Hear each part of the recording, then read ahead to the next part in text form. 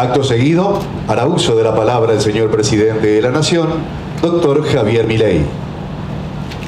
Buenos días, muchísimas gracias por esta invitación y es un placer enorme para mí estar en este lugar donde además se congrega el sector productivo no solo más fuerte de la Argentina, sino que es el más productivo de todo el mundo.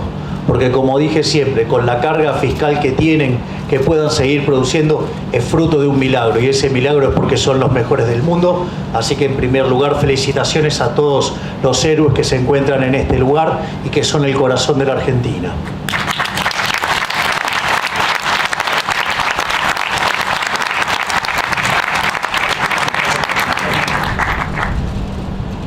Lo que voy a tratar de contar hoy es hacer una pequeña semblanza de lo que hemos recibido como herencia para que se pueda entender qué es lo que estamos haciendo y una vez que tenemos claro esto es contarles hacia dónde vamos.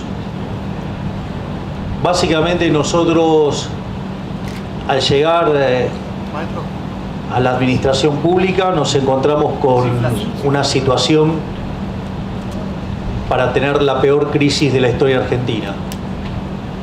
Combinábamos elementos sociales peores que los que teníamos en la previa del 2001, combinábamos desequilibrios monetarios peores que los que teníamos en la previa del Rodrigazo, y teníamos una situación en el Banco Central peor que la que teníamos en el año 89 previo a la hiperinflación. Por lo tanto, estaban dadas todas las condiciones para que tuviéramos la peor crisis de toda la historia argentina. Si uno lo quiere medir desde otro lugar, cuando un país tiene déficit gemelos por 4% del PBI, esa es una situación complicada. Cuando tiene 8 puntos del PBI de déficit gemelos, está al borde de una crisis fuerte. Nosotros heredamos una situación de déficit gemelos por el equivalente a 17% del PBI. Es decir, una situación verdaderamente al borde de una catástrofe. Si bien toda esta situación es tremendamente compleja, también es cierto que nosotros no ignorábamos que llegar al poder no iba a ser en una situación cómoda, sino, digamos, hubieran seguido los populistas. Es decir, si hubieran tenido todas las cuentas en orden, hubieran seguido. Entonces, también hay que entender que el hecho de que haya podido llegar una expresión liberal tan pura y tan definida como la que representamos nosotros, en ese sentido, no iba a llegar en condiciones normales. Sobre todo, digamos, un país que está contaminado y putrefacto de socialismo por más de 100 años, ya sea de malos o de buenos modales, o de los políticamente correctos que terminan siendo cómplices de los delincuentes, porque parece que no aprendieron que es la paradoja de Popper, que no se puede ser tolerante con los intolerantes. En ese contexto, básicamente, esos déficits gemelos que nosotros enfrentamos, de esos 17 puntos, 15 estaban concentrados en el déficit consolidado de la Nación, 5 en el Tesoro y 10 en el Banco Central. Entonces, en ese contexto, además, la tasa de inflación, que el año terminó por encima del 200%, durante la primera semana de diciembre los precios venían creciendo al 1% diario. Eso es equivalente aproximadamente a 3.700% anual. Cuando uno toma las 2 primeras semanas de diciembre, se ve una aceleración que lleva la tasa anualizada al 7.500% anual.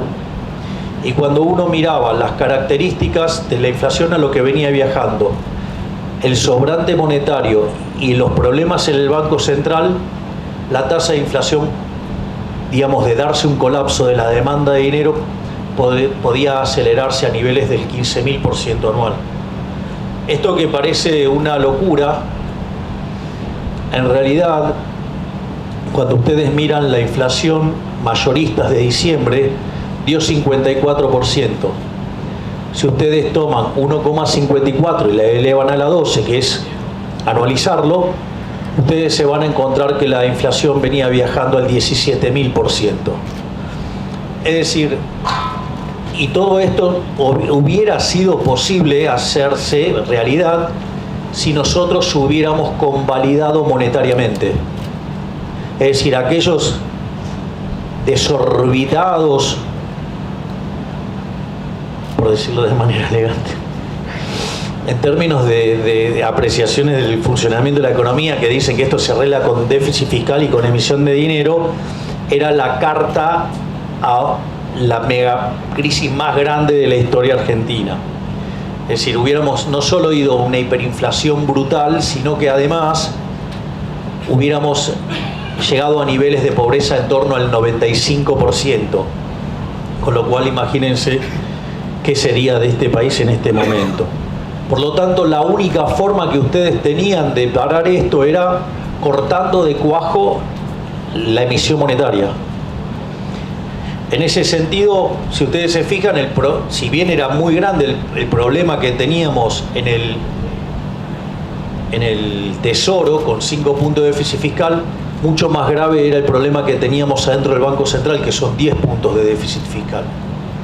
En ese sentido, nosotros más bien lanzamos un programa de estabilización hiperortodoxo, donde básicamente lo que hacemos es atacar la cuestión fiscal haciendo un ajuste fiscal cuyo objetivo era llegar al déficit cero a fin de año, sanear el Banco Central y sincerar el mercado de cambios, donde la brecha estaba en torno al 200%. En ese sentido, nosotros empezamos un conjunto de recortes muy fuertes. Básicamente echamos a 50.000 empleados públicos, dimos de baja 200.000 programas sociales que se habían entregado de manera irregular, cortamos de cuajo la obra pública, cortamos de cuajo las transferencias discrecionales a las provincias, es decir, y obviamente que también hubo licuación, eso es obvio que hubo licuación. Y por otro lado empezamos el saneamiento del Banco Central. Nosotros recibimos el gobierno con 11.500 millones de dólares negativos en términos de reservas netas, y el sinceramiento cambiario que hicimos hace que hoy nosotros tengamos 9.000 millones de dólares comprados desde que iniciamos la gestión. No solo eso, sino que además ese objetivo que nosotros teníamos de alcanzar el déficit cero, pero déficit cero en serio, en términos financieros, que pensábamos alcanzarlo hacia fin de año, cuando empezamos a ver cómo venían evolucionando los números, en ese contexto vemos que podíamos llegar al equilibrio primario en enero y al equilibrio financiero en el mes de marzo. Eso a nosotros nos daba una seguridad muy importante y nos daba mucha confianza. Piensen que Argentina desde los últimos 113 años tuvo déficit fiscal en 113. De las 22 crisis que tuvo, 20 tienen origen fiscal. Por lo tanto, digamos, el eje central del problema que había que atacar era el tema del déficit fiscal, que después lo voy a abordar desde otro lugar.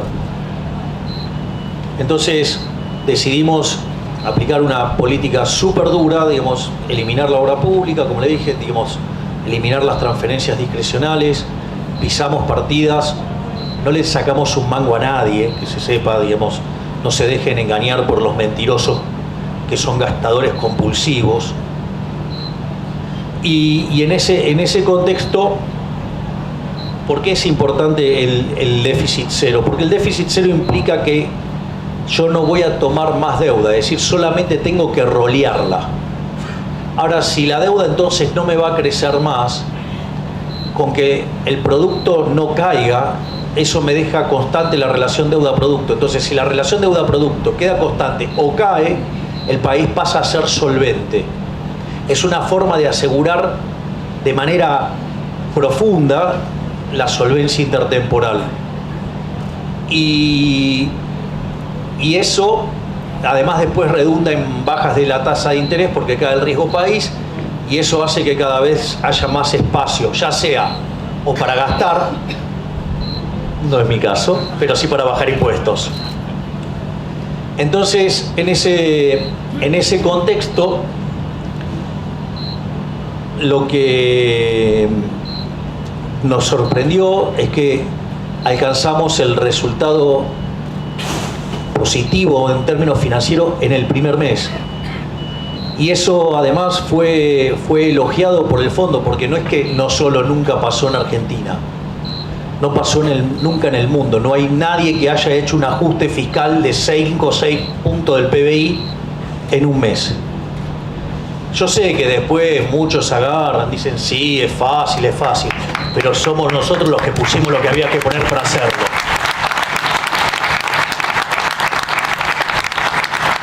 Te salió bien el alumno. Siempre supera al maestro. En pelo seguro. Un poquito de bullying viene bien. Muy bien. Entonces, eso fue algo muy importante.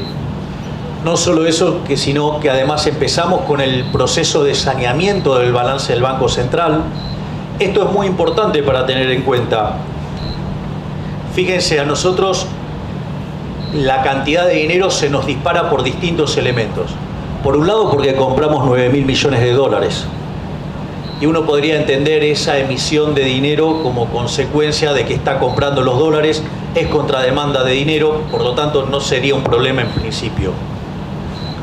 Pero también se nos dispara la emisión de dinero por unos puts que habían utilizado en el gobierno anterior, como mecanismo para mitigar el tipo de cambio, y por otra parte se nos dispara también la emisión monetaria por la remuneración de los encajes, ¿sí? Que son los pases en realidad, y que en realidad son los herederos de las LELIQs.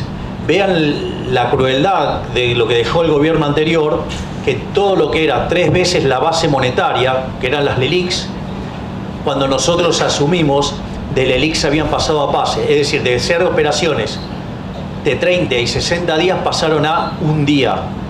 Eso para que vean que la crisis la teníamos en la cara, al margen que a los 11 días de asumir teníamos un vencimiento con el Fondo Monetario Internacional y no teníamos dólares en el Banco Central.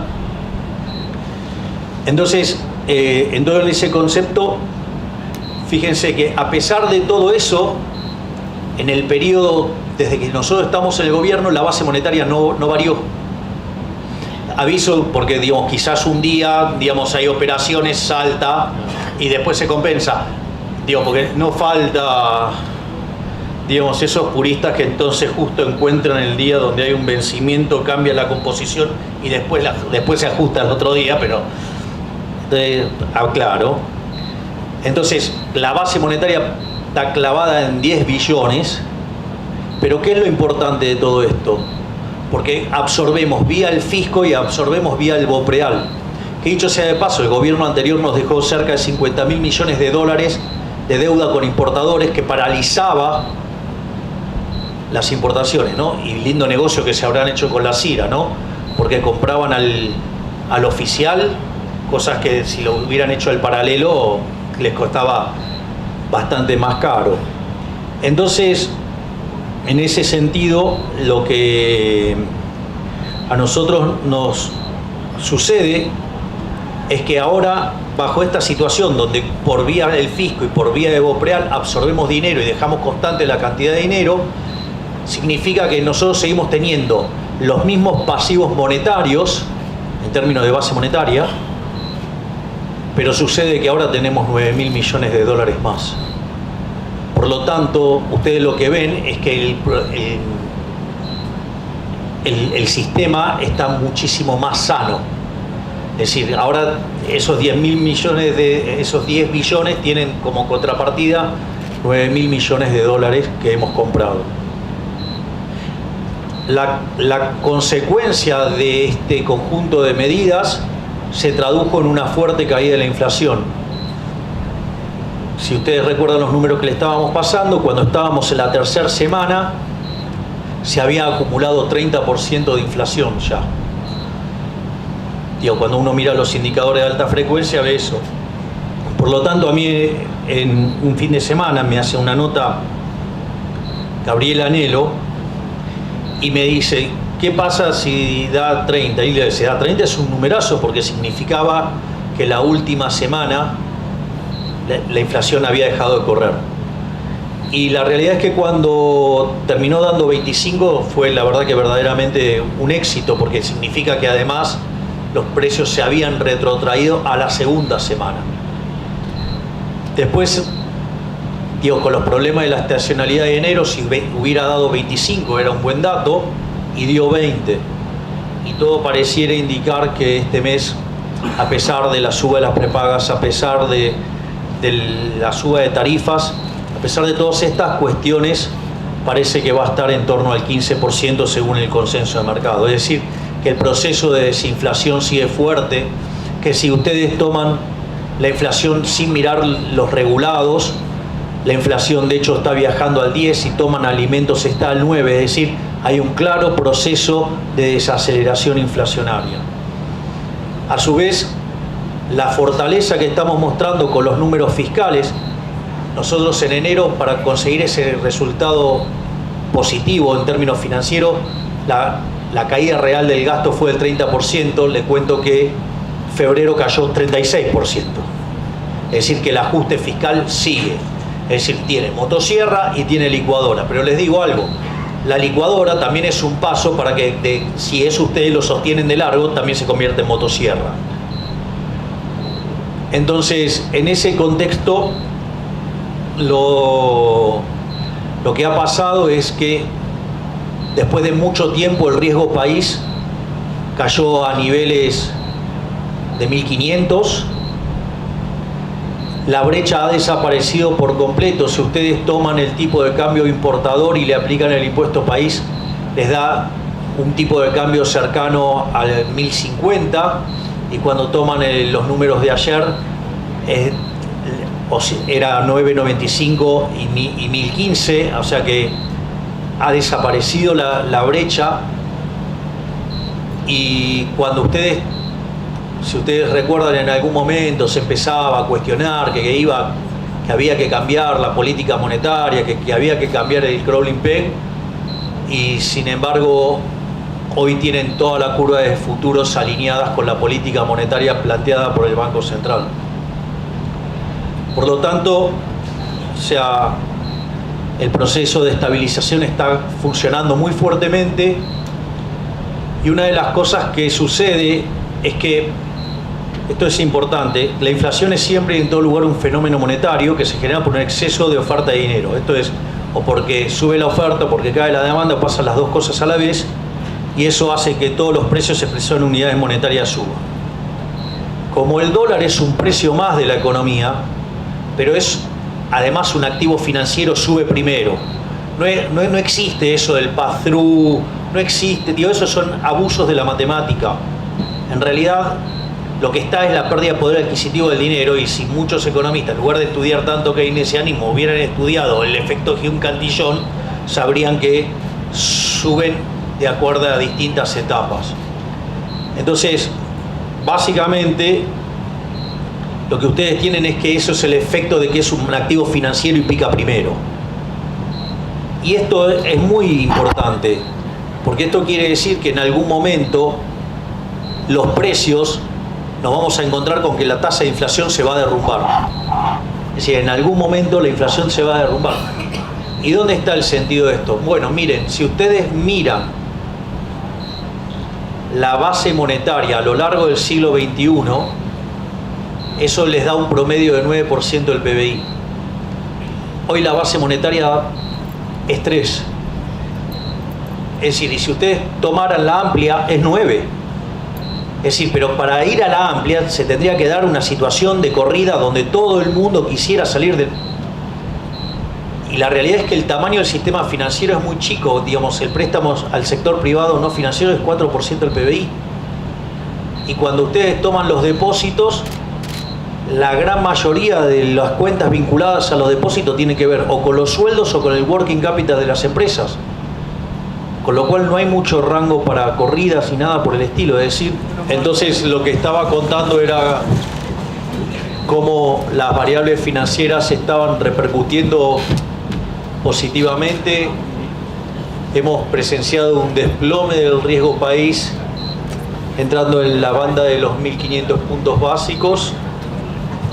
Hemos llegado a tocar niveles como los que en algún momento había tenido el gobierno de Macri. Los bonos habían estado cerca de $50. La curva de futuro del dólar está en línea con la política monetaria llevada a cabo por el Banco Central. Y todo eso, digamos, además se manifestó en una tremenda caída en el precio del dólar, motivo por lo cual todo esto está anticipando que hay luz al final del camino y que en algún momento la tasa de inflación se va a empezar a desplomar. Más o menos el consenso de mercado es que el mes de febrero haya cerrado en torno al 15%, lo cual implica otra caída de 5 puntos respecto al mes anterior, pero que cuando ustedes limpian los efectos de aumento de tarifa y prepagas y demás correcciones de precios que estaban profundamente atrasados durante el kirchnerismo, ustedes ven que, por ejemplo, la inflación por distintas medidas está en torno al 10% y además cuando miran alimentos está en torno al 9%, es decir que el proceso de baja de la inflación sigue ocurriendo fuertemente. Al mismo tiempo, si bien nosotros estamos haciendo un ajuste muy fuerte, también es cierto que lo hacemos sin descuidar las partidas sociales.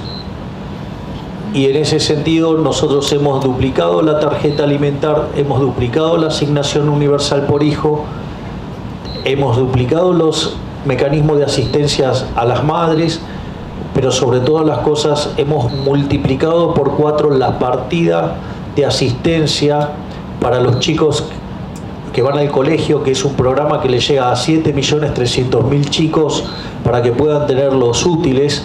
Y no solo eso, sino que para aquellas familias que no puedan pagar la cuota del colegio, generamos unos mecanismos para que se le pueda dar financiamiento. Es decir, ¿por qué? Porque es una situación muy traumatizante, no solo para los padres cambiar a su hijo del colegio, sino para el hijo cuando va y llega al colegio y no se encuentra con los mismos compañeritos, lo cual, digamos, en ese sentido, nosotros también estamos haciendo el ajuste y estamos dando contención social. Al margen de todos los desequilibrios que hemos encontrado y que ustedes estarán viendo que todo el día aparecen focos de corrupción. La pregunta es, teníamos un montón de abanderados de la lucha contra la corrupción y de estas cosas no encontraban nada. Como por ejemplo el caso de los fondos fiduciarios, ¿no? O digo, las cosas que pasan con los bolsones de comida o con lo que pasa con aquellas personas que, por ejemplo, cobran planes sociales y se van en avión y se van en barco al exterior. Digo, cosas verdaderamente insultantes. O lo que está pasando con el tema de los seguros. En definitiva, muchos proclaman, digamos, bajar la corrupción, pero no han hecho nada. Digamos, de vuelta, los que lo estamos haciendo somos nosotros. Y debe ser por eso que también está tan, digamos, tan nerviosa la casta.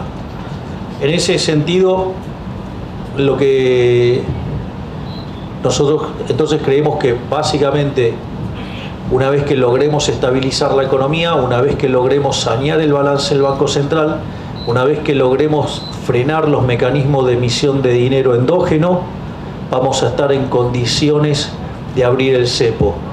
En ese sentido, es más, nosotros estamos, por ejemplo, ayer compramos 313 millones de dólares el Banco Central, pero abriendo más importaciones todavía. Es decir, que cada vez se liberan más restricciones y acorde a las estimaciones que hace el Fondo Monetario Internacional, consideran que podríamos estar abriendo el cepo a mitad de año.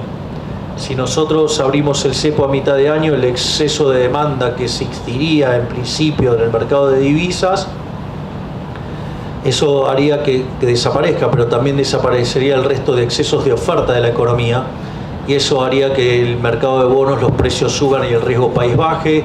La caída en la tasa de interés haría que el nivel de actividad rebote, eso haría que aumente la demanda de trabajo y entonces los salarios reales comenzarían a subir, y en ese sentido además también lo otro que estaría pasando es que la cantidad de pobres e indigentes estarían cayendo. Es decir que una vez que abramos el cepo, la economía va a encontrar una situación en la cual va a estar rebotando. Y no solo eso, sino que además van a estar pasando algunas cosas adicionales, como el hecho de que, como Argentina tiene las instituciones tan destrozadas, pero también tiene destrozado el stock de capital, la productividad marginal del capital en Argentina es muy alta, es decir, los retornos en los proyectos en Argentina es muy alta. Entonces, aun cuando tengamos destrozadas las instituciones, es posible que Argentina muestre crecimiento genuino a pesar de las instituciones que tienen. Y esto lo que haría es que el rebote lo combinaría con crecimiento, y eso también nos permitiría una mejora no solo en la actividad y el empleo y en los indicadores sociales, sino que además mejorarían los números fiscales, y es ahí cuando se abre la puerta para que empecemos a bajar los impuestos cada vez con más intensidad. Es decir, la idea es que en la medida que la economía se vaya expandiendo, en lugar de hacer lo que hicieron otros gobiernos, de tomar esa mejora en la recaudación para aumentar el gasto público, nosotros vamos a usar eso para devolverle el dinero a sus legítimos creadores, que son los emprendedores y la gente de bien, y no que quede en la mano de los políticos basura que tenemos.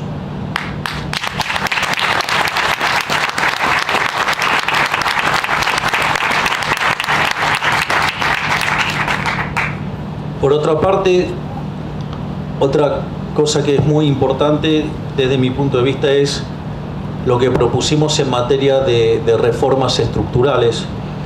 Nosotros básicamente enviamos poco más de 1000 reformas estructurales, es decir, parece mentira, pero nosotros todavía no llegamos a 3 meses de gobierno e hicimos todas estas cosas. Y bueno, era esperable que fuera algo intenso, ¿no? Entonces, como de quién viene.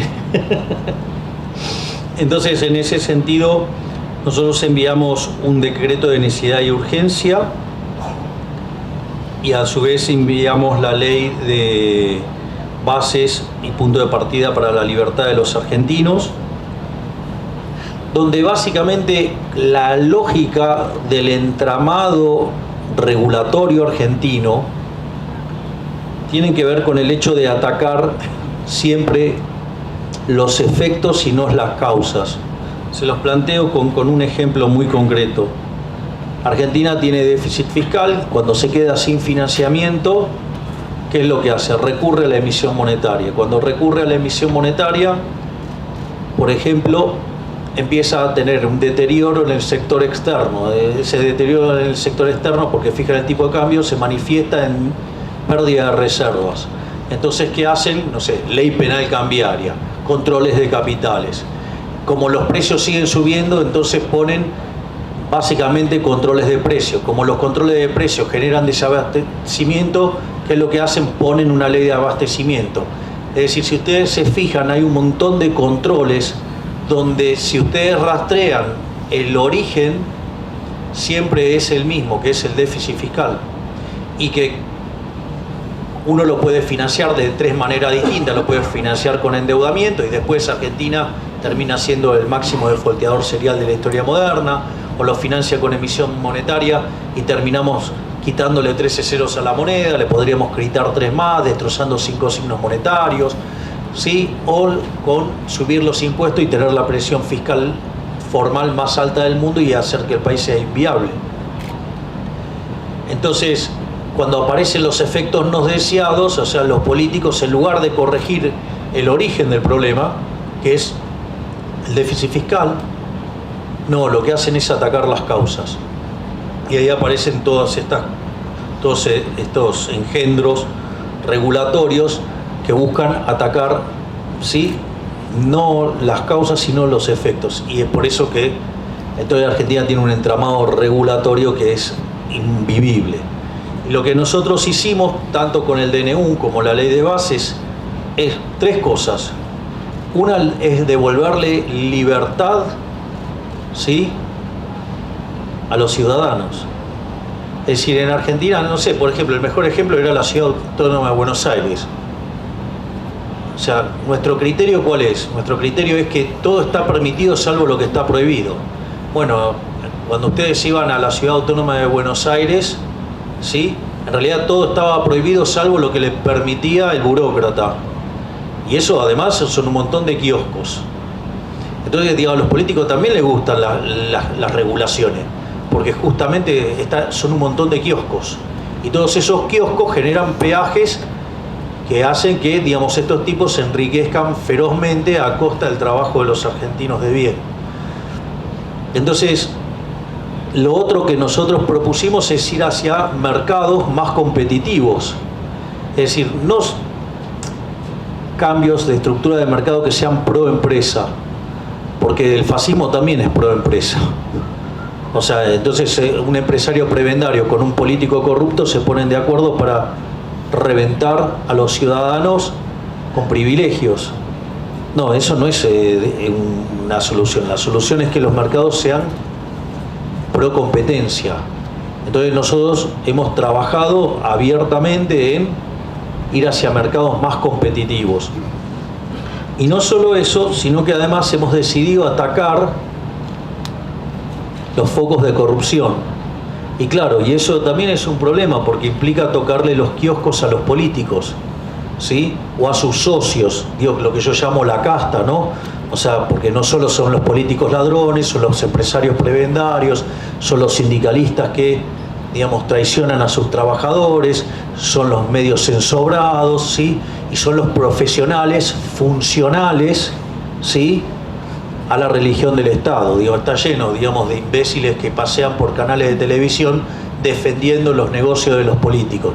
A veces no sé si lo hacen de imbéciles, de incapaces, de no formados, o porque efectivamente son, digamos, parte del propio sistema que defiende al mismo sistema. En ese sentido, el DNU en su gran mayoría está funcionando, solamente están paradas dos partes, que es la parte de la reforma laboral, y por otra parte está frisado el caso de las sociedades deportivas, digo, lo cual es increíble, digo, porque es opcional, no es que digo es obligatorio que sean privadas o que sean empresas, pero es tal el nivel de socialismo que tiene en la cabeza la gente que ni siquiera puede entender la diferencia de que sea opcional. O sea, no entienden vivir en libertad. Entonces, en ese contexto, nosotros, por ejemplo, en este momento tenemos la intención del Manchester City de comprarse de uno de los clubes grandes de la Argentina. O sea, haciendo inversiones monumentales y sin embargo, digamos, está todo parado. Y porque además, digamos, también los clubes que son cuasi empresas, pero están, digamos, o sea, veladas, todos tienen miedo porque después, si no, el referee le cobra en contra. Todo un sistema de corrupción tremendo. Y por otro lado, es muy interesante lo que pasó con la ley bases. Nosotros ahí hubo algunas etapas. Tanto el DNU como la ley bases no afectan a la coyuntura, lo que afectan es a la tasa de crecimiento a largo plazo. Es decir, en lugar de tardar, no sé, 35 años en duplicar el PBI per cápita, lo podemos duplicar en 7. Digo, lo cual no es menor en términos de bienestar para los argentinos, al margen de la transición que puede haber fuerte expansión del PBI porque suma el rebote con el crecimiento por bajos niveles de capital que implican alta productividad marginal.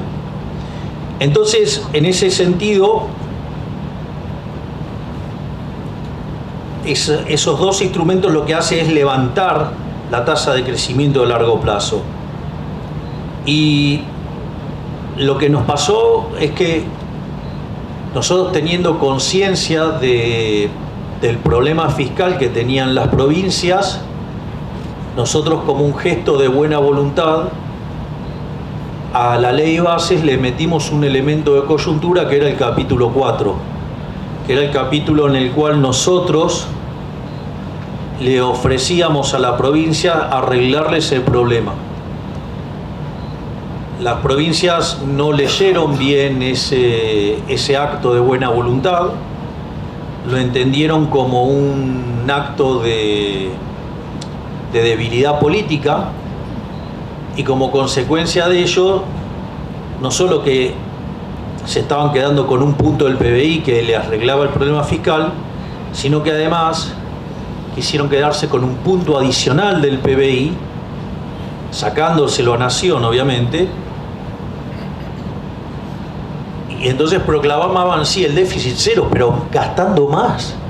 Era verdaderamente obsceno el planteo, y además se pusieron a tocar con partidas de gasto público que, digamos, recaen sobre Nación, que nos dinamitaban las finanzas públicas. Consecuentemente, si nosotros manteníamos el capítulo 4 así, nos estrellábamos a los 6 meses. Como consecuencia de ello, digamos, de esos abusos que cometieron y ese error de visión que tuvieron, nuestra respuesta fue: sacamos el capítulo 4. Y naturalmente que cuando sacamos el capítulo 4, Caputo no es que fue a prepiarlos. Dijo, bueno, ahora el ajuste lo van a tener que hacer ustedes solos.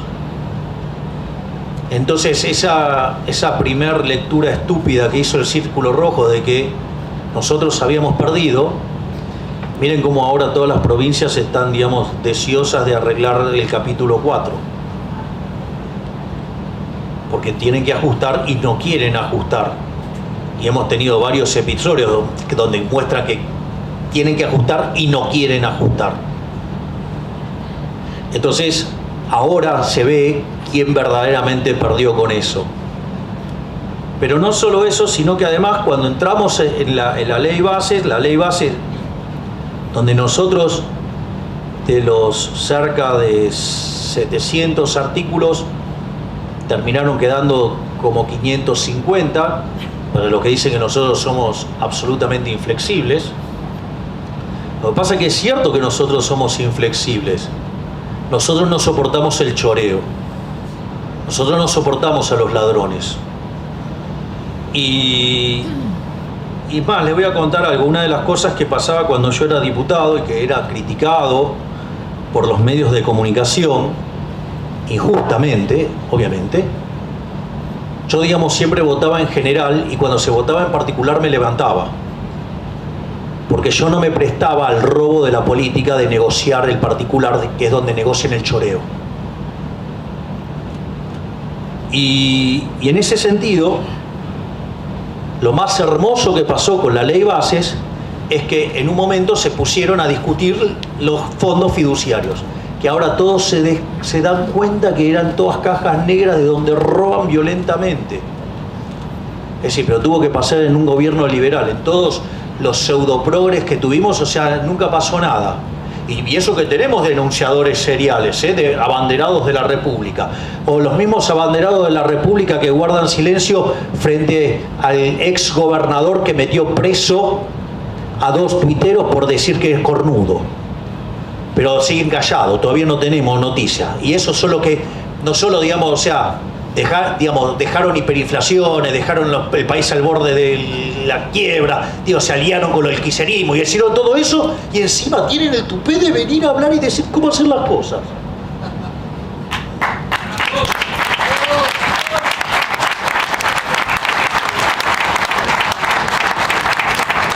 O sea, hay un republicanismo bastante raro en Argentina. Y en ese sentido, cuando apareció la discusión de los fondos fiduciarios, se explotó toda la porquería. Y de vuelta, digamos, como gran parte del Círculo Rojo no la ve, ya sea o porque tiene intereses cruzados con el gobierno o no le gustan los liberales o lo que fuera, vendieron de que era una derrota. De vuelta no entendieron nada. Cuando yo decido levantar la ley base desde Israel, ahí el punto central es el siguiente: los dejé de manifiesto. Es decir, quedaron todos los ladrones a la vista. Porque por los orcos no me voy a preocupar por los orcos, porque los orcos son orcos y son incorregibles. Pero por lo menos son delincuentes que no se ocultan, no pretenden ser tratados como señores, porque saben que son delincuentes y no les molesta mostrarse como delincuentes. El problema son los delincuentes de guantes blancos que pretenden ser tratados como señores y no lo son, y que se muestran como abanderados del cambio, pero cuando llega el tema de la guita, ahí dejan de ser los señores que son. Eso saltó con fuerza, y la realidad es que para tener una ley, digamos, que tiene un lindo el título, pero la vaciaron de contenido porque empezaron a mantener sus privilegios, se pusieron a defender sus choreos, yo preferí levantarla. ¿Y qué es lo mejor de todo esto? Quedaron en evidencia.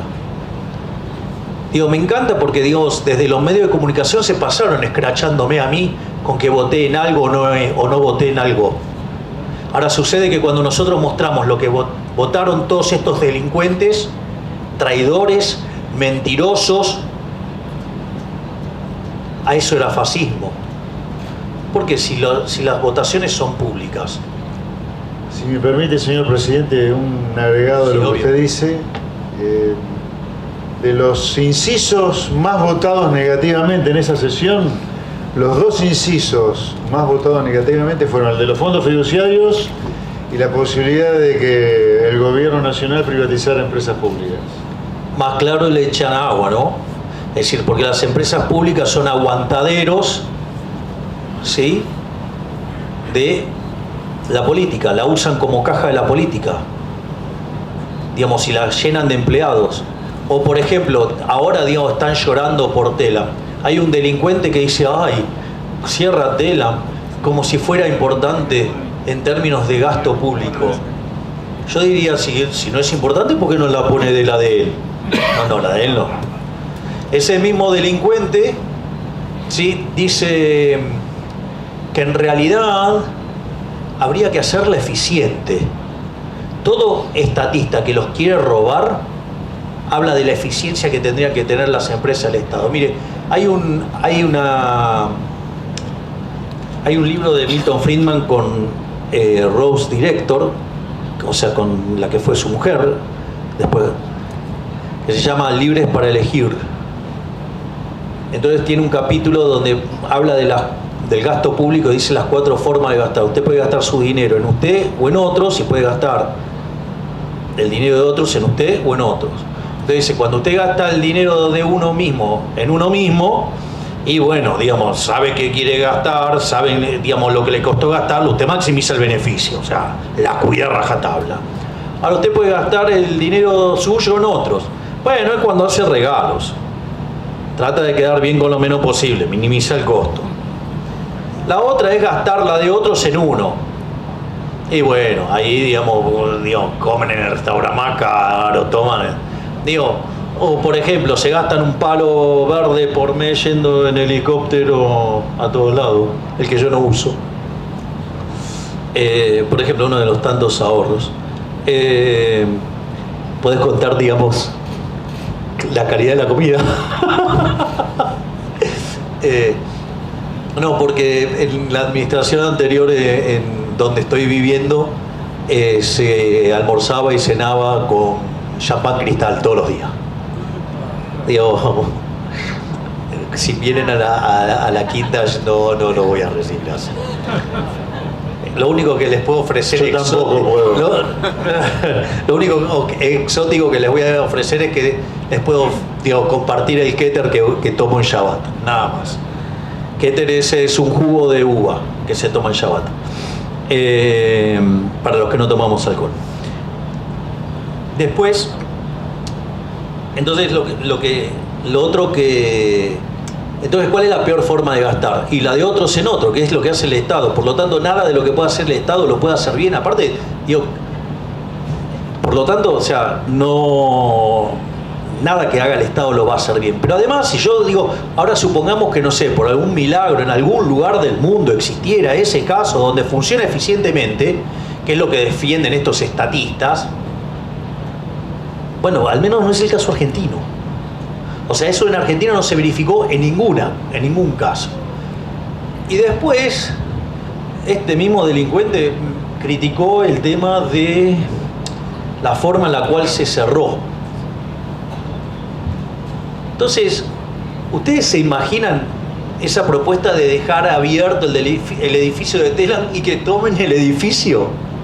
Es decir, no solo que es una violación a la propiedad, sino que además, o sea, hubieran estado todos parapetados ahí adentro, hubiera sido un problema enorme.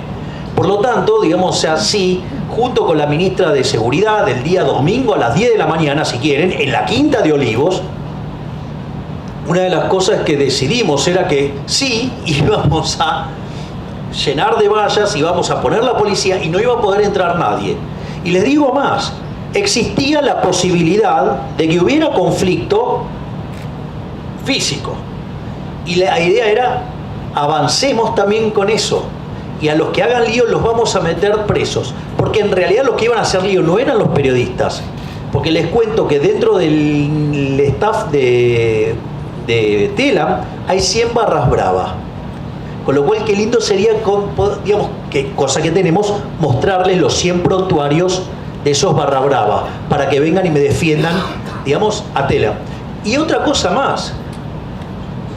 Es decir, era, digamos, tanto cuando existe pauta como cuando existen medios públicos, terminan siendo un mecanismo de propaganda. Es decir, están usando la plata de los pagadores de impuestos para hacer propaganda, lo cual es aberrante también. Entonces, en ese sentido, al margen de que persiguen al que piensa distinto. Por lo tanto, ahí tienen otro de los casos, o digamos, el INADI como mecanismo de policía del pensamiento, digamos, otra de las cosas que hicimos, arrancamos con 18 ministerios, lo llevamos a 8, bajamos a la mitad la cantidad de direcciones, secretarías, es decir, vaya que hay motosierra de lo lindo. Por lo tanto, nosotros ahora lo que fue el discurso del 1 de marzo, básicamente lo que hicimos es plantearle a la casta, digo, que revele si es casta o no. Es decir, si quieren conflicto, le vamos a dar conflicto. Ahora, si quieren avanzar hacia una Argentina mejor, volvemos con la ley base, le reponemos el capítulo 4 y si avanza, nos vamos al Pacto de Mayo. Y en el Pacto de Mayo están 10 medidas económicas que son lo que van a determinar la base de una economía que pueda crecer fuertemente. Dentro de esas medidas incluye, obviamente, llevar el gasto público, que es la verdadera presión fiscal que enfrenta una economía, a niveles del 25%. Y eso significa que, digamos, van a tener que hacer el ajuste nación, pero más también van a tener que ajustar las provincias. Se terminó la época donde los políticos nos tienen esclavizados. Es decir, hay una frase hermosa que dice el profe Espert, que dice, uno viene a la vida a pasarla bien, no a pagar impuestos. Pero claro, esto lo tiene que hacer un outsider, porque para estos delincuentes, digamos, o sea, pagar impuestos está bien. Para mí, el Estado es una organización criminal, violenta, que vive una fuente coactiva de ingresos llamada impuesto, y por ende los impuestos son un robo. Por lo tanto, hay que achicar, digamos, o sea, la mejor forma de darle bienestar a la gente es achicar el Estado. O sea, cuando usted no le alcanza la plata es porque le está sobrando Estado. Esa es la realidad. Entonces, digamos, presidente, que ir a 25 puntos del producto de gasto público implica bajar el gasto público 15 puntos, porque lo tenemos en 40. Y digamos además que que con 25 puntos el producto vamos a tener que hacer las cosas muy bien para que nos vaya bien, porque con 25 puntos el producto, Argentina entre los 60 y el 2003, cuando empezó a subir hasta 40, tuvo crisis homéricas.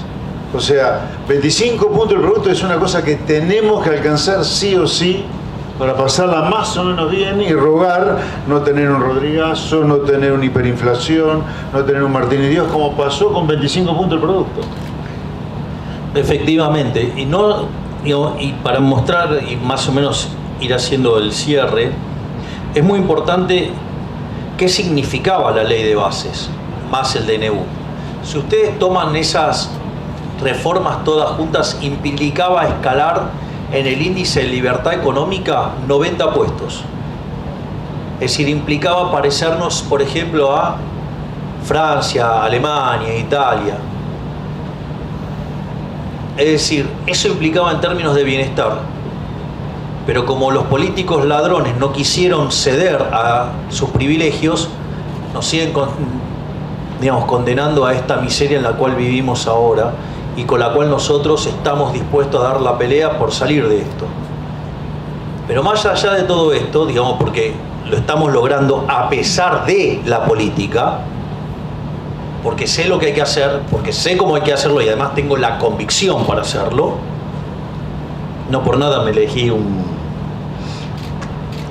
al frente de la Comisión de Presupuesto y Hacienda del profe Espert, digamos, un fiscalista de raza, sino que además lo que quiero decir es la gente tomó conciencia. Miren, cuando yo empecé la campaña para diputados en Plaza Holanda, terminé el acto diciendo que yo no venía acá a guiar corderos, sino que venía a despertar leones. Y ¿saben qué es lo más lindo de todo? Que los leones empezaron a despertar. ¿Saben cuál es el máximo cachetazo que se comieron la casta política el otro día? 51 puntos de rating y 2,5 millones de personas mirando por YouTube. ¿Sabe qué? Se terminó, comenzó la era de la libertad. Así es que a confiar porque vamos a salir, porque las ideas de la libertad son las con las que va a permitir que salgamos adelante. Muchas gracias y ¡carajo!